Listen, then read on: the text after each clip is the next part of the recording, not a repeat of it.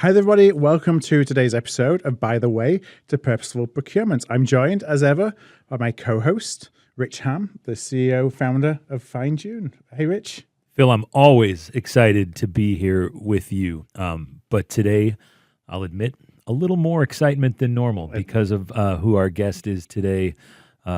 He's a gentleman and a scholar and many other things.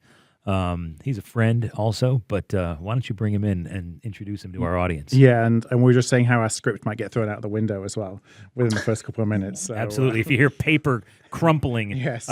Dear listeners, just know that that's how an interview with this guy goes. Well, we're delighted to be joined by Jason Busch. Jason is a entrepreneur, an investor, a strategy expert with 25 plus years of procurement tech experience, but that doesn't tell really any of the story. So we're going to get into that a little bit in a moment. But Jason, thank you very much for joining us today. Phil and Rich, great to be here. Really exciting to talk some technical details of buyer-supplier outcomes and who wins and who loses. So just to kind of kick things off, and there are probably very few people, certainly within the procurement world, that don't know about you, but could you just share a little bit around your journey into and then through procurement? Sure thing. So I'm kind of the accidental procurement tech geek. I started out my career in the 90s in consulting and got pulled into procurement and supply chain, and was working in Boston, but I was working with a client in Ohio. And I decided to stop in Pittsburgh along the way to meet a little company called FreeMarkets one day. Mm-hmm. And that's how I started my journey. Since then, I've done a bunch of things. I spent 5 years at FreeMarkets. I describe it as my procurement PhD. We actually have our 25-year FreeMarkets reunion coming up in a couple of weeks. I really speak to the first few hundred employees. I think for us, it's more important than where we went to college or high school or anything like that. I think it really shaped our career in procurement and procurement tech. So super excited for that. After FreeMarkets, I'm best known for starting a business called Spend Matters. It started out as a blog and a consulting firm. It became a research and analyst business, and then it became a data business. It's now part of Hackett Group. But I've been involved in a bunch of other ventures along the years, mostly around data and content in procurement, like metals pricing data and forecast, data on government supply chain markets, data on outcomes for social programs, whether they're government or non-government. I'm really fascinated at the intersection of data and technology, which I think with AI becomes even. Most recently, I'm helping to launch a business, brand new, just closed on a seed round, which we'll be announcing soon, called Gain. It was known as Velon until a few days ago, but we just did a rebrand, and we are tackling the very audacious goal of building AI employees for procurement and supply chain. Separate from co-pilots and agentic and agents, it's a lot more involved. So anyway, I can talk your head off on that stuff, but well, that's me in a nutshell. How is it being back in builder mode? It's been a long time since I've been involved in really a deep tech build out. And arguably FreeMarkets was not even deep tech. It was light tech built on top of great advisory and process work, and later even Six Sigma work to streamline a sourcing operations center back before anybody knew what that was. This is really heady stuff. Making AI employees work with the consistency of humans or better than humans is a very deep technical challenge right now. But it's one I'm glad to say that we're in the process of pulling off. We're in testing with 3 clients right now, and it will go live with suppliers in the middle of October. So what is it like? I'm blessed to be part of an amazing team. I turned 50 last year, and I don't have the same, kind of crazy, I'll call it the Peter Thiel founder mode, work 80 hours a week anymore. That was me. It's not me at this point. I'd rather put in a good amount of time, but I value sleep these days too. But my co-founders are not like me. They are working insane hours to get the product out of the door. But that's what you have to do.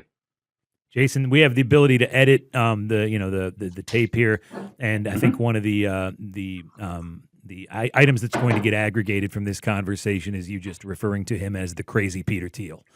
Just want that to be noted for the record. Go ahead, Phil. You had some more questions. No, I mean, I was just interested as this is you've obviously got such a set of experiences around the procurement and supply chain space. You've seen pretty much every procure tech firm that there is out there, and you chose this to be the challenge that you wanted to take on. Why was this the challenge of kind of AI agents for procurement and supply chain, the one that you said, you know what, I think that's where I want to go and spend kind of the next part of my career? Yeah, it's really the question. When I turned 50, I kind of had a reckoning. I'm no longer young. I'm past the 50% mark of my life. What do I want to do with the rest of my life? And I thought to myself that if I did not only get in on the AI world by observing it, but if I didn't go deeper and start building and getting more involved in what the next generation of software, if you want to call it software, it's more than software, looks like. So that was the reason I got involved. It's interesting. I started out as the first investor in this business. And I worked with the team and decided to really go in and work as an employee because I realized how critical this era is right now. And, much like, and I look at when I was in college and I saw the graphical web browser for the first time after being one of these kind of, crazies involved in the chat rooms back in the day. It was whether it was gaming or whether it was, campus politics. I love the chat rooms. And then I saw the graphical browser for the first time, and just my head went into a tizzy as to what was possible. And I feel that, and then some now. I yes, have observed with a lot of my former colleagues at Spend Matters. I can name all of them, but I'll just name a few. Pierre Mitchell, Javier Oliveira, others who've gone with us really through this journey of looking at procurement suites and modules and different innovative areas, looking at new areas like intake and orchestration takeoff, which is super exciting. All of that is great.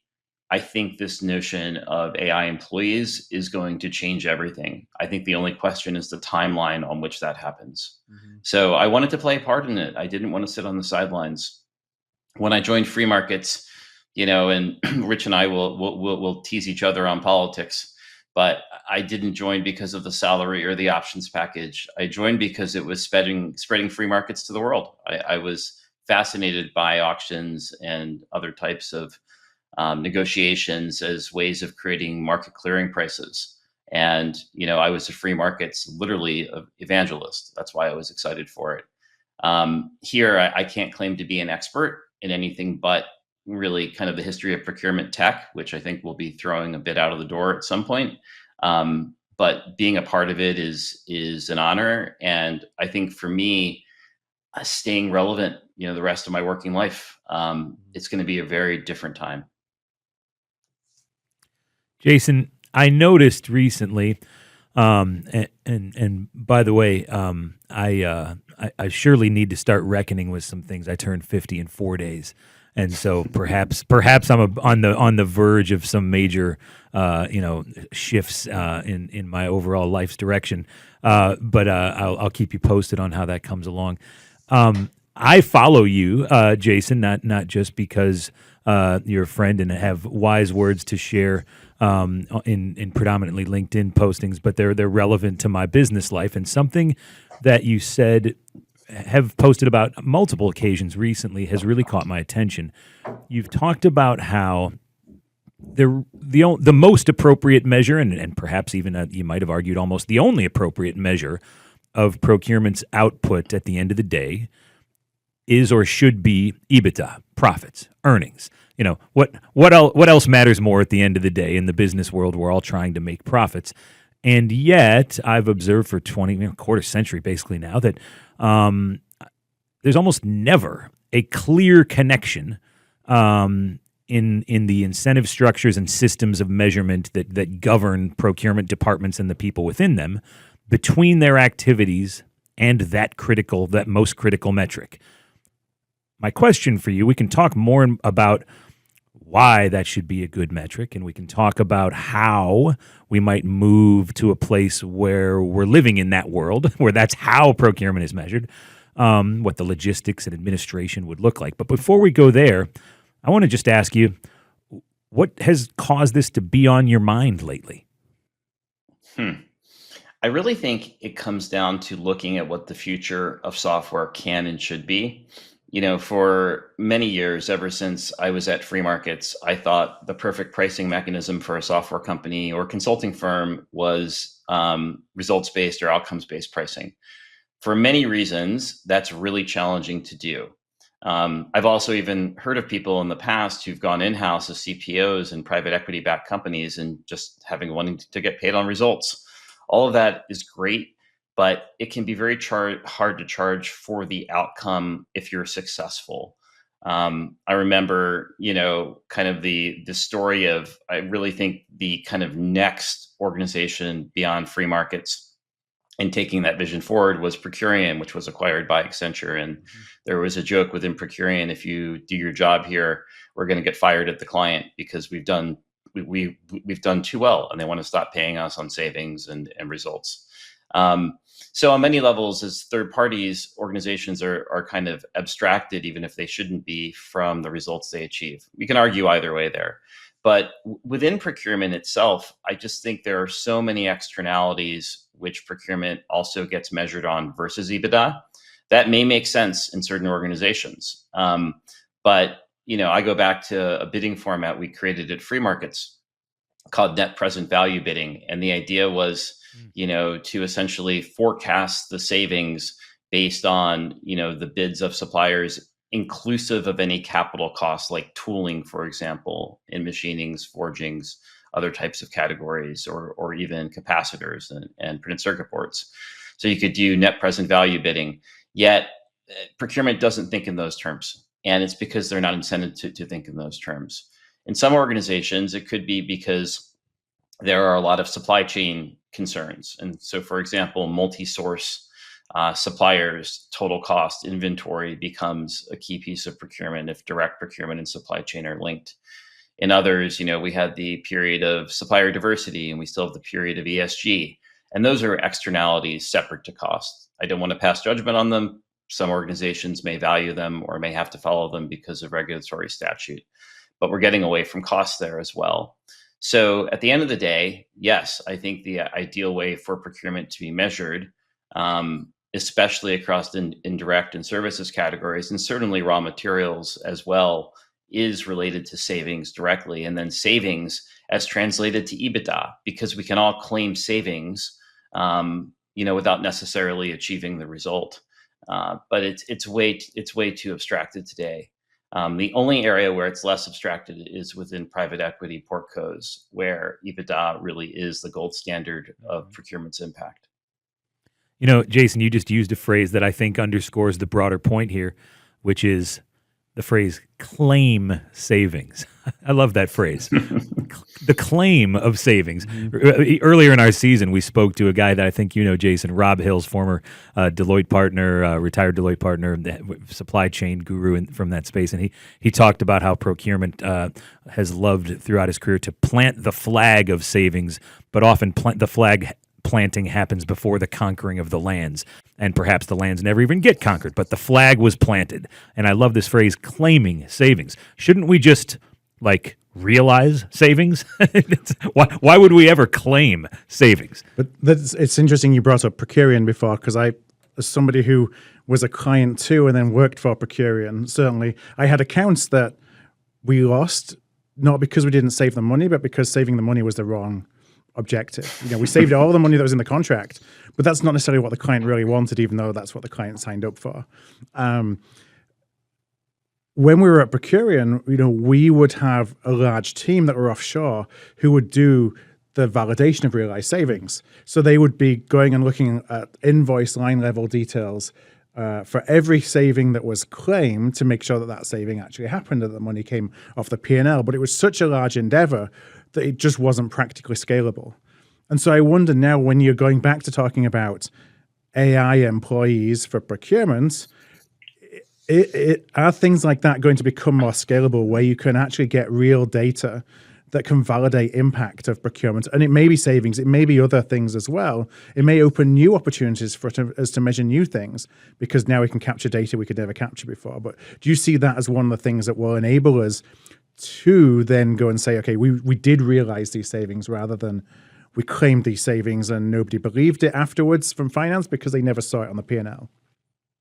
Yeah, I mean, I really think the amazing part about having, in theory, unlimited arms and legs from AI employees is, if you think about the work that's not getting done today within procurement, there are so many things we can and should be doing, but we're not. So, for example, after a negotiation, after putting in place a master services agreement or updated SOWs, making sure that everything not only is updated within a contract management system, but is tracked within SAP or Oracle or Infor, or in many cases multi ERPs. So having all the contract pricing data within the system, for example, that allows us to make sure that we're not only matching an invoice against a PO and ship notifications, but we're matching it against, for example, raw material pricing in a contract.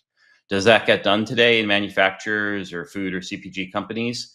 Maybe with the top contracts, but certainly not with the vast majority of them. And that's a resourcing issue in many cases. It's not technical limitations. It takes arms and legs to do that. So if we can have AI employees who are populating and keeping our systems current, and then we have access to data to run queries against it and even intercept potential deviations from estimated or forecast savings and EBITDA impact, because we're seeing them as they come in. I hate the phrase in real time, but it is in real time. If a match doesn't occur properly against a contract object and term, for example, again, not just a 3-way match, but imagine a 5, 6, or 7-way match. That's hugely powerful. I also think as well, given the resource constraints of traditional procurement organizations, the ability to kind of, and I'll use a cycling analogy, hammer across a variety of areas versus just the ones you would do in a classic Pareto principle approach, but you're truly hammering across your spend and you're looking for results across the board. You can begin to track and measure really interesting information. We used to think, for example, that if we just target, the top 20% of suppliers or categories, believing that comprises 80% of spend, which it usually does, but maybe not 80% of the benefit, that could be valuable and more valuable than elsewhere. But we might find actually it's the mid tail or long tail, which is more valuable in terms of the actual EBITDA impact we can have. Now, we just don't know based on company data today whether that's the case, because it's kind of like, a clinical trial for a drug. Unless you have control groups and all the populations you're testing, you don't have great data. And that's one of the problems actually in trials and pharmaceuticals in general. The data can be manipulated or guided to where we want to achieve a given outcome. The same is true of procurement. But if we have all of this data, which we can track and measure against the opportunities, because we have infinite arms and legs, I think it will drive to an environment where we are looking at a gold standard measurement. And again, where Rich and I like to argue over beers is a free market approach versus a more, shall we say, tailored market. Neither is right or wrong. There may be a procurement organization which is all about externalities. There may be some which are just about EBITDA impact and not even total cost, but unit cost. Neither is right or wrong, but you need the gold standard measurement for what you're going after to achieve the result. And then the amount of work and data that AI employees can generate to then measure what that gold standard is, I believe is going to be pretty exciting pretty quickly. Jason, when I first told you about the project that I was working on here with Phil and Kelly at Art of Procurement, I was very curious as to what your reaction would be, because as I've gotten to know you better, I've come to see that you're not just a procurement evangelist. You want the best for the enterprise, but you are a person who spends a good deal of time calling out the enterprise as well for its failings and its shortcomings, and also kind of reinforcing its potential along the way, and has a belief in its potential. But when I shared with you the hypothesis that we were exploring here, that that certain flaws within the incentive structures that have governed procurement for a long time have not only held procurement back from its most purposeful potential, but actually done material harm, both to the P&L and then even beyond the business's walls, perhaps. In certain respects, we've talked to certain experts along the way in our project that believe that the very same flaws we've been discussing in this project are also hindering decarbonization investment and energy efficiency investment. We've talked to other experts who believe that they have hindered businesses' abilities to impact their communities in all the ways that they might be able to for the better. But I'm curious, what was your reaction when we first told you we were going to embark on a year-long project that purely explores the flaws in the system in the ways that procurement has been typically incentivized, and then pivot to like the building of a new and better plan? I would just love to hear your kind of broad reactions to this whole project. So I immediately jumped to kind of the stories we all hear earlier in our careers, for those of us beyond a certain age group, where we all knew suppliers had better information than buyers, but how they would behave when buyers wanted the information is comical today. But again, if you've been in procurement for 20 or 30 years, you've all heard stories like this. And one example came from an office products company, and this is a story that's 25 or 30 years old. But a buyer wants to run a sourcing project, for office products. They don't have a lot of detail, so they request, line level invoice detail and audits going back 5 years. Instead of sending a file over, the office products company literally sends reams and reams of paper over and says, "Where do you want the truck and delivery?" So obviously, you're going to spend 99% of your time just organizing paper-based data. So when I heard about this, it immediately brought to mind, it's the business of suppliers to have better data than buyers. And it's ideal in game theory for one side that wins to also let the other side believe that it's won as well. And what's happened in the past is, in most cases, suppliers have won, but buyers have also thought they've won. And it absolutely depends on a category basis. To pick on office products, we all know there that the SKU number can change for the same product. So even if I've negotiated savings, it gets eroded because that SKU becomes irrelevant in a set period of time. And that's true of MRO and other areas as well. So when I heard of the project, basket game.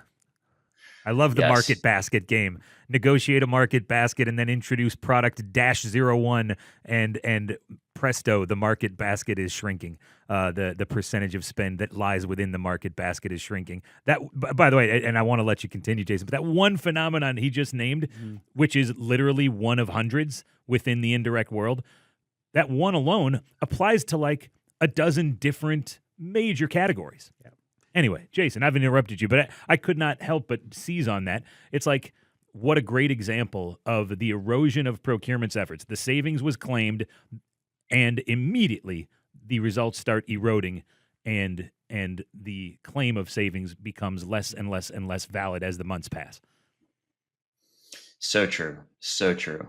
But, again, if we think about what you guys came up with here on, looking at a more measured approach to procurement impact. So not savings, but EBITDA, or again, other metrics. You could get more supply chain specific on the metrics around, inventory and working capital and other areas. But I think it's sorely needed. And again, when we talk about, Rich, and the conversations we have on Fine Tune, some of the categories you guys address, they're inherently complicated. I mean, they would seem to be secondary in terms of what a company's focused on, but they're entirely set up for a buyer to feel like they've achieved a result. Oh, I've got an 8% savings. But on the other side of the phone, unless that category is being monitored and scrutinized all the time, the supplier knows they're going to eat into that savings from day one, and they're probably going to make more money in the end than had they not had any negotiation in the first place. I mean, I'm dealing with this on a nonprofit board I'm a part of for a conservation club. And, you can probably guess the category. It's waste management. And of course it is. Exactly. So, I feel I know too much in board meetings to even spout my mouth on this because it looks like we got savings, but what's going to happen, a year or two from now? Um, and don't get me started. The latest one are the cameras they're putting on the trucks, Oh yeah. so that if our bins are not perfectly closed, there's going to be a charge. So A we're going to charge you. container overfill charge. Yes, we know it well. The answer to Yes. what's going to happen in a year or two, Jason, is it's all going to go to hell. But that's okay. When it does, I know a guy. But it's an interesting debate that we were having actually off mic around. And to your point, Jason, a sales and a delivery organization have always had the information advantage. And, we've always been trying to play catch up from a procurement perspective. Now we look at AI and say, well, is this the opportunity for us to catch up? Well, the reality is those same organizations are using technology in the same way to maintain that information advantage. So is there going to be a level playing field? Or are we always going to be kind of playing in this world where providers will have that information advantage, and we're trying to kind of navigate through that to make sure that we're not just saying, hey, we won when we didn't really? Yeah, I think the real, singular promise of AI generally, in terms of being able to work alongside us, take on work, analyze structured data, analyze market data. Again, it's not just internal systems data, and invoice and PO and inventory data, but it's third-party data. It's benchmarks for a category. It's the should cost models and their commodity inputs. The fact that we're not limited by how much work we can do, and we can run, 10, 100, 1,000 efforts in parallel to understand that information. Yes, I think it levels the playing field and then some. So I think, if I'm looking at the future of, not only procurement suites, which are adding not only co-pilots, but, agent-based capability. Coupa, for example, has got a roadmap there. Ariba's got a roadmap there. That's going to create value within those suites.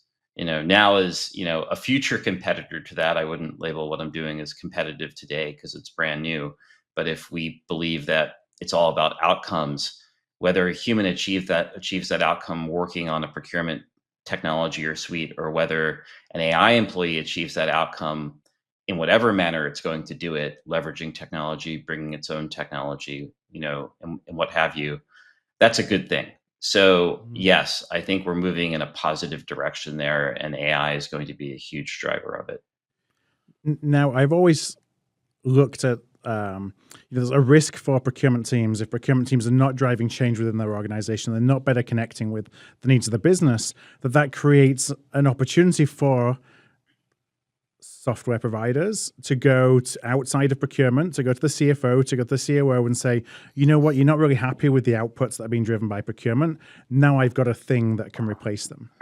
And so I wonder, as we're kind of having this conversation, is truly aligning the incentives to drive the outputs that the business needs from a procurement organization, is that becoming existential for procurement? Because if not, the agents that the companies building the agents can go to a CFO, to a COO, to a CEO and say, look, I've got agents to kind of do all that work for you. You don't necessarily need a specific function to do it anymore.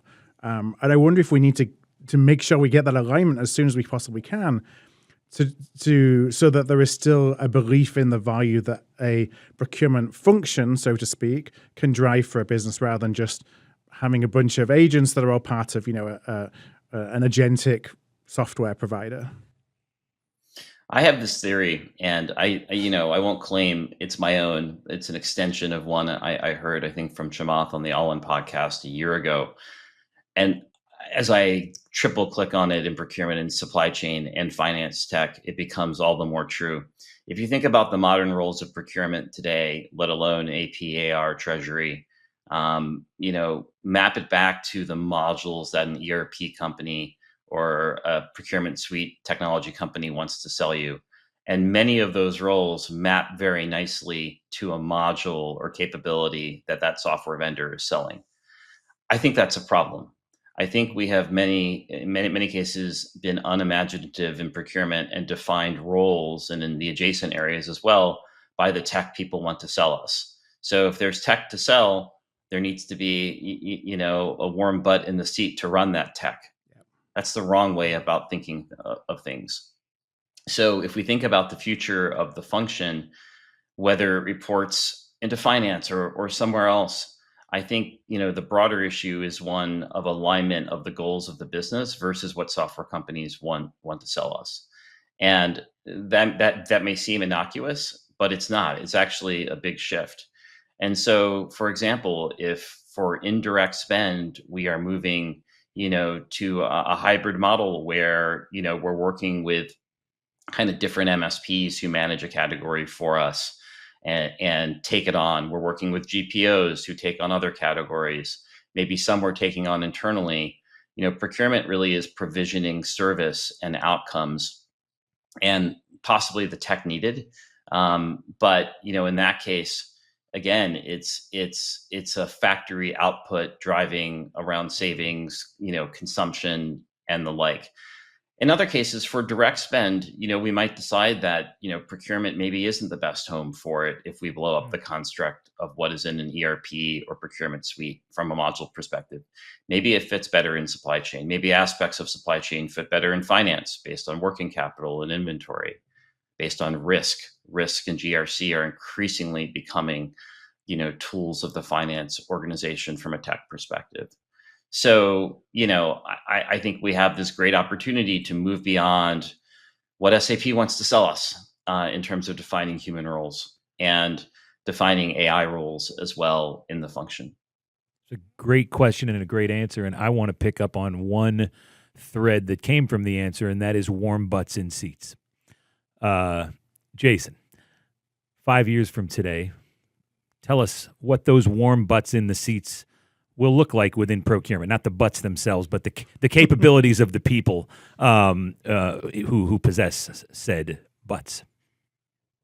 Yeah, I think the skill set to manage a function at mid-level or senior level day to day is going to look radically different.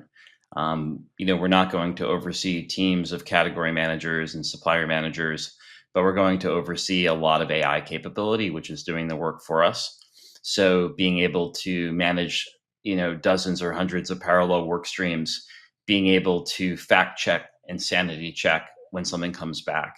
Like, for example, even though I'm in procurement tech, I've always considered myself a writer first. I was a writer in college and grad school. I love to write. I have an uncanny sense as a writer for 40 years of my life that when I get text back from Claude or ChatGPT or Gemini, whether I like it or not. And, there's a fun debate going on LinkedIn today about the use of M dashes and how ChatGPT defaults to M dashes in writing. I happen to like M dashes. I've always used them, but it's an interesting tell right now, something has been AI generated. So anyway, someone like me as a writer is hugely powerful compared to someone who's not, in getting text back from a literary or nonfiction perspective in writing. I have a sense of it. I think the future hires in procurement and those who make the transition to this new workforce are going to have the same second sense because they have their 10,000 hours of experience around things that come back. For example, being able to manage multiple should cost models and category strategies where AI is doing the work. But something doesn't seem quite right. It comes back and you say, interrogate this further. AI makes mistakes and you need to have a sense of what is going to happen. So I think autonomous systems managers who can, again, manage lots of parallel work streams are going to play a huge role. I think tech selection and tech governance is going to play a huge role as well. I think we're going to have, and this has started with supplier risk and GRC related areas, we're going to have a huge aspect of cyber and security tied into procurement because our suppliers are going to have greater access to our information. There's potentially many attack vectors because of AI co-pilots, agents, and AI employees. So all these new roles emerge. I think the roles which begin to go away are those kind of human heavy lifting roles. You may have a category manager for your largest spend areas who truly is the expert, who can still, go to those meetings and steak dinners, if you will, and hammer things out for the tens, hundreds, billions of dollars of spend for certain areas. And they'll have co-pilots to help them. But for everything else, the 99% of categories. I think this autonomous systems manager approach, again, with people who are comfortable looking at massively parallel work streams, sanity checking, fact checking, being a human element on top. I think recruiting new sources of data and information to add to this AI machine. All of these things become critical in terms of the future workforce.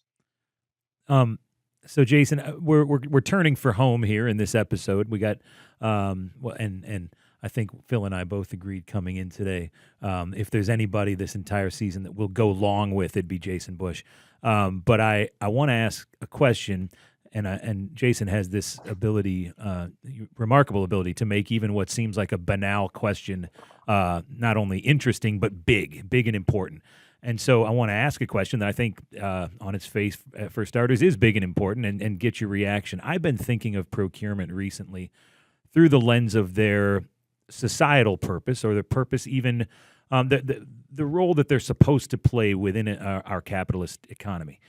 And what I've come up with in my head lately is that they're a sort of public defender against rampant cost escalation. Because when we talk about the flaws on the buy side that exist that we're covering in this project, of course, the flaws exist within organizations that then turn around and, in their capacity as sellers, feast on the flaws.